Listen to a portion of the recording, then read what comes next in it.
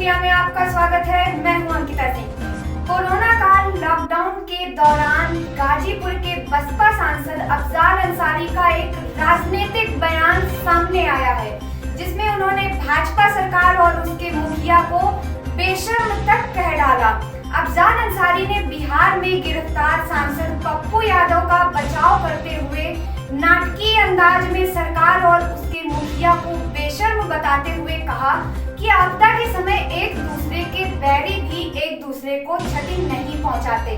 उन्होंने सरकार पर कटाक्ष करते हुए कहा कि बाढ़ में सांप, चूहा, चिड़िया, इंसान सब एक ही दीवार, चट्टान या पेड़ पर रहते हैं, लेकिन कोई किसी को नुकसान नहीं पहुंचाता, मगर यहाँ आपदा को अवसर बनाया जा रहा है। सांसद अफजाल अंसारी ने कहा कि छोटा राजन का इलाज एम्स में हुआ और वो ठीक हो गए, जबकि शहाबुद्दीन को डीडीयू हॉस्पिटल भेजा गया, जहां वेंटिलेटर नहीं था और वे चले गए। सांसद अफजाल अंसारी ने आजम खान को लेकर भी सरकार को घेरा कि अब आजम खान के जान के लाले पड़े हैं। उनकी मौत के लिए सरकार के द्वारा ताना बाना रचा जा रहा है। ऐसा लगता है कि आजम खान के लिए सारी योजनाएं बना ली गई हैं।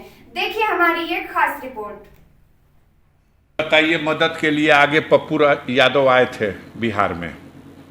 उन्होंने भारतीय जनता पार्टी के एक एमपी के कार्यालय से 50 ढक के रखी गई एम्बुलेंस से पर्दा हटा दिया। हाय हाय, इस गुनाह में बेचारा आज जेल चला गया। ये सरकार और इसमें बैठे हुए इनके मुखिया इतने बेशरम लोग हैं। हमने आज तक एक ही बात सुनी थी और देखी थी कि आपदा की घड़ी में एक दूसरे के बैरी भी एक दूसरे को क्षति नहीं पहुंचाते। बाढ़ के समय जब बाढ़ का पानी बढ़ता है तो किसी चट्टान पर, किसी वृक्ष पर, किसी दीवार पर चढ़ के सांप भी छुप जाता है, चूहा भी छुप जाता है, उसी पे बाज भी बैठ जाता है, उसी पे चिड़िया भी बैठती होती हैं, उसी पे मनुष्य भी होता है। कोई किसी को नहीं डसता। ये पहली बार नया फार्मूला भारत में दिया गया कि आपदा को अवसर बनाओ, और आपदा को अवसर बना दिया गया। दिल्ली के तिहाड़ जेल में बंद पूर्व सांसद शहाबुद्दीन साहब को कोरोना के नाम पर और भेज करके हॉस्पिटल में और इस तरह से व्यवस्था दी गई कि वो चले गए।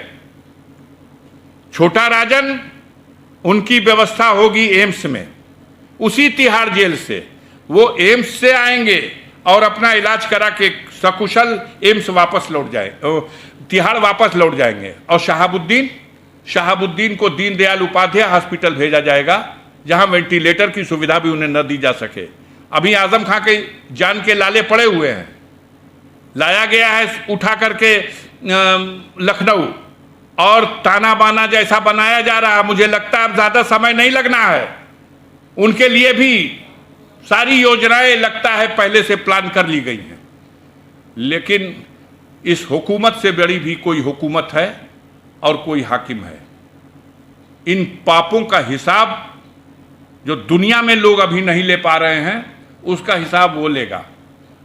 और ये जो पाप इस आपदा की घड़ी में अपने विरोधियों के लिए जो तमाम कठिनाइयां पैदा करके उनके साथ उनके जीवन तक के समाप्त कर देने की साजिश करके, और जो जनता के ऊपर हो रहे अत्याचार हैं, जो आपदा के कारण अपनी कमियां हैं उसको छुपाने के लिए, मूल मुद्दे से ध्यान हटाने के लिए किस किस तरह की पागलपन की बात कही जा रही है।